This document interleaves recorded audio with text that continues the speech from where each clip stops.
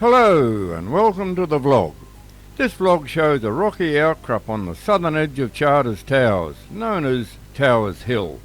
This was the site of the first gold discovered in this region in December 1871, and it was registered as Charters Towers. The large number of current radio towers have nothing to do with this name. Within 5 years, the area inside the red line was covered with alluvial diggers and small mines. In the 1870s, an overland telegraph line was built along the ridge, and in 1943, military wire lines were used to send landline, telegraph and teletype messages along the whole length of Queensland. In the late 1870s, a huge pyrites and chlorination plant was built on the northeast end of Towers Hill. In the late 1880s, the first of 2 water tanks were fed from the Burdekin River, about 15 kilometres away. In early 1943, about 30 concrete bunkers were built to store munitions of various kinds, from rifle bullets to heavy bombs and torpedoes. Some of these structures used old mine workings. The Americans caused a large seismic station to be constructed at the bottom of Towers Hill in a disused adit, which is a horizontal mine, which was enlarged to suit this use. So, Towers Hill has had a wide usage and a significant input into the development of Charters Towers. A further 2 parts will show more of Towers Hill. Don't forget to like, subscribe, and to hit the notifications bell to see more vlogs as they are produced.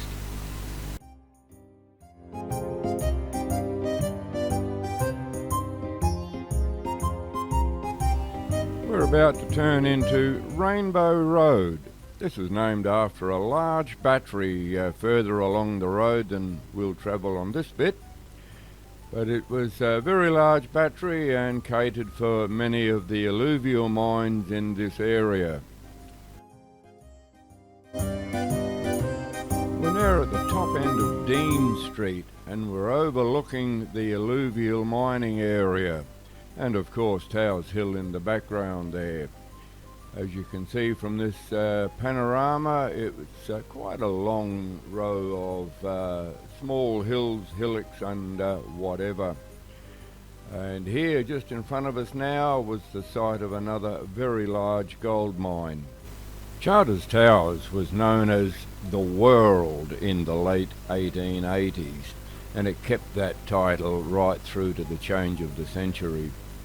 That was because there was nothing you couldn't get in Charters Towers. If it was available somewhere in the world, you could also get it here in Charters Towers. A steam boiler, one of the relics of the old mine that used to be on top of this hill. Now we're driving further along Dean Street, and although the sign says no through road, we'll continue along this dirt track back down onto Rainbow Road, and we will be driving through some serious areas of activity by the old diggers that tried to win the alluvial gold, and there was plenty of it in this area.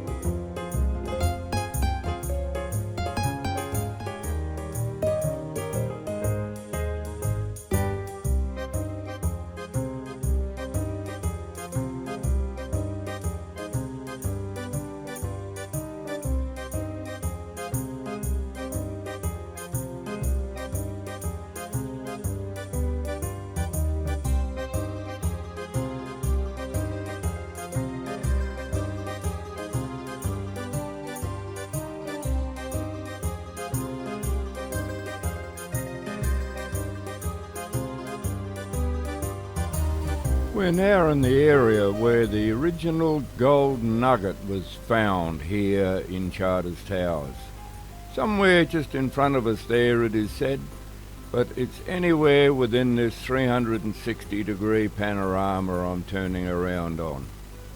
There was no actual X marks the spot of the original gold nugget, but it was somewhere in this particular area. Coming up is the seismograph station.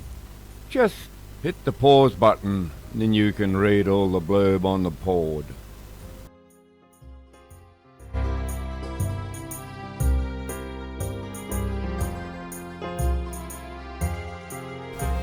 We're at the top of Towers Hill. Even the wallabies up here, they appreciate the view that can be seen from the tourist viewing platform. It's a very pleasant spot to be, and the views from here are absolutely excellent. A panorama of the alluvial digging fields below Towers Hill, and coming into view is the town of Charters Towers. And as we swing around, we'll see the two water tanks. There they are. They hold the water for the town from the Burdekin River, 15 kilometres away. And now a closer view of the town of Charters Towers, get a bit more detail there. And the main street coming up there it is. That is Mosman Street, and one of the main streets of Charters Towers. And up here now we're looking behind, and here are the modern towers on the top of Towers Hill. Well, we're at the eastern end of the ridge of Towers Hill, and the sign is proclaiming the reclaimed gold that was done by the Pt1The works, which will be the subject of the next vlog. The brickwork here is the remains of the Pt1The works chimney. It was destroyed by General Douglas MacArthur in 1942. When he thought that his American flyboys from way down there on the horizon on the flat would bump into it and dent their aeroplanes.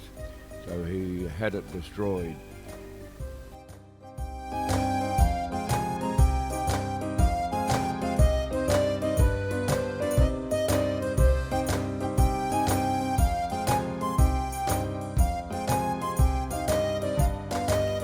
Well, now we take a drive down the hill and we'll look around the western end of the ridge. There's a bit to be seen along these areas.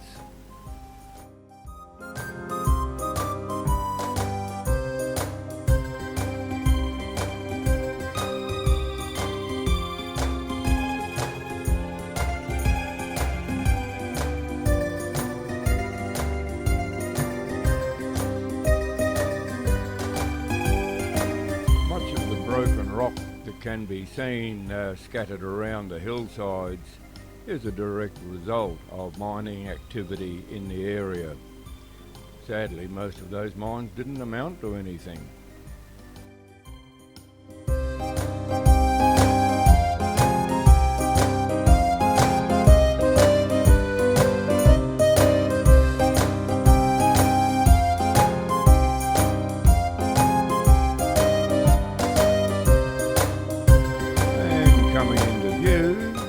There it is now, coming from the right, is the mullock heaps of the first deep shaft mine on Towers Hill. There it is again in the background. That was Clark's mine, and it was highly productive. We'll just duck around this bend here. This dirt track is part of the original main thoroughfare, the main access up to Towers Hill. Long since disused as a main access. And we'll make a right hand bend just down here. There we go, coming up. And if you look, you'll see several telegraph poles on the side of the road. One on the left just gone past, and there's another two just coming up.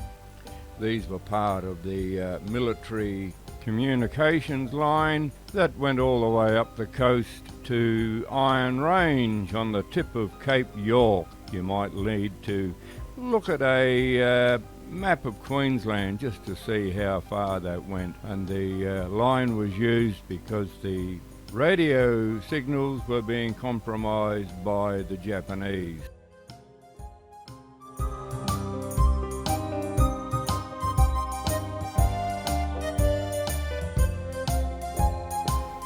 And now we're approaching Clark's mine. This was the first really deep mine to be sunk on Towers Hill. Not that there were many sunk on top of Towers Hill. There were a few along the sides, but this was the main big mine in this area. There's nothing left, only a concrete slab that shows where the actual shaft was. All signs of workings were removed by these two machines here, and it's basically a waste of time coming up here, other than to say you've stood on the site.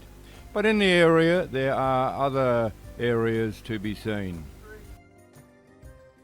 And then we'll go back around again to Rainbow Road, just coming up on the right.